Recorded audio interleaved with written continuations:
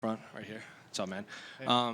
We spoke yesterday, and you said something that you would want to change about your job is, having more control over people who say, yes or no to fighting you. And, your opponent was just in here like about an hour ago, and he's saying that no one wanted to fight him, no one wants to fight you. So that's what we're doing right now. So, in your interpretation, is that also what's happening when they booked this fight? Yeah, I don't think they originally wanted to matchmake us, but I don't know. Over here saying that everyone's scared of me. Everybody's hurt. There's logistics and everything, but yeah, if I could have control over when I fight, what date, who it is, and just have it be super certain, then that would be a perfect world. But I'm happy to fight this guy. This is a tough fight for me, and that's what I'm here to do. So.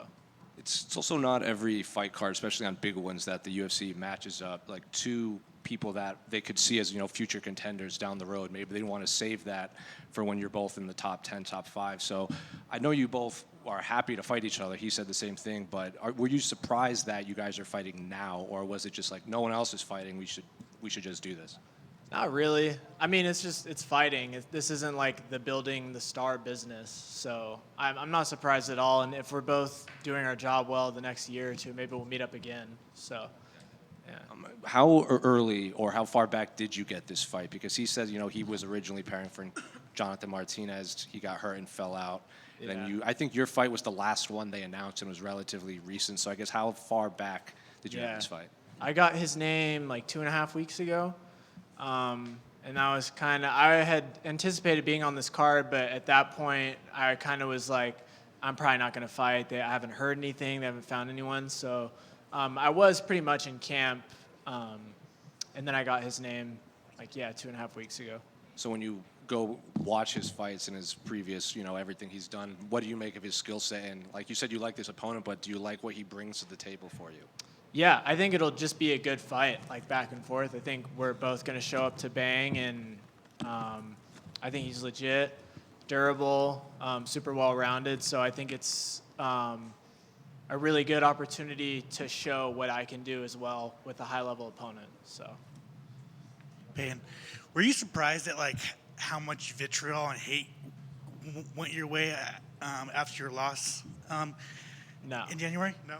No, not at all. How come? I've always said, people, if not by the end of the career, they're going to eventually hate me. So It's just kind of crazy because, it's not like you were out saying, I'm the best fighter ever. It's just you had a lot of attention on you, and then everybody just was like, fraud check, fraud. Was that surprising in the least? No. I mean, people are just fickle. And then especially online, our memories are like goldfish, It was kind of over with 3 weeks after it even happened. But, no, I wasn't surprised. How soon did you get over the loss? I'm still not over the loss. I don't think I ever will be over that. I took that to heart. That's it's a loss, but the ref isn't in there, and you're on the street with somebody like that, and your life could be ended. It's deep, man. So I take that to heart, and that's been my motivating factor every time I've been to the gym. Was there any big lessons that you took from that fight that you could share? Yeah, just be a more well-rounded fighter. Yeah. Are you letting the hair grow back out big, or is just kind of just going with it? I am right now. It's longer, yeah. We'll see. Good luck. Thanks. Payton, I know you mentioned there the people having goldfish memory, but I think the UFC, even regardless of you coming off a loss, still sees you as a potential future star in this sport. Obviously, putting you on International Fight Week seemed like they were just determined to put you on this card. So, I guess how does that make you feel from a promotional standpoint? I mean, it's nice. At the end of the day, the important thing is to just get in these dog fights and try to come out on top. But still being able to be offered that kind of an opportunity is nice. It's just opportunity to overcome adversity. So, Given that goldfish memory we just talked about, do you think come Saturday night when you make the walk, the arena will be cheering for you all over again? I don't know. Maybe I'm sure there will be some cheers. I don't really know how it's gonna feel. Yeah. Last one outside of what was harder, the Barcelos fight or the Ryan Hammers fight? Probably the Ryan Hammers fight. That was like over before it started. So, yeah. Payton over here. Payton, did you notice a big boost in your profile and just attention after appearing in the Frank Ocean video? And what was that like? Wait, appearing in. The music video. Oh, yeah, that wasn't a music video. Appearing on his just profile. Did I notice like more attention? Yes. Yeah. What was that like? Just a lot of people just. It's the crossover we just don't see that often Yeah. at this stage, with stars from the UFC to more mainstream and other stuff. Yeah, it's like, I admit, you know when you go to like a zoo and you see like a polar bear like inside of a zoo? That's probably like how the polar bear feels, just a bunch of people staring at you. Thank you. Yeah. Did you tell Frank to drop soon? To drop what? More music? Nah. That's his decision. Hey, Peyton, over here. With your background in psychology and neuroscience, how do you use that to stay calm and perform your best during fight week?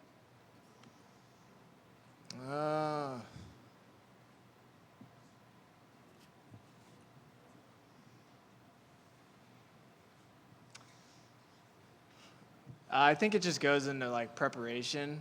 I don't know if psychology plays too much of a role into like the actual fight week, but I think just staying present and your ability to like recognize negative thinking patterns. But I think at the end of the day, a lot of it just stems from like insecurity within your own training camp. And if you're doing those little things and you're leaving no stone unturned, then that's what gives you the confidence on your fight week. So I think a lot of that is done before fight week. Like this week, it's just like time continues to pass, like no matter how I feel about it. And, you know, whatever the emotions are, you still have to do the same task, so.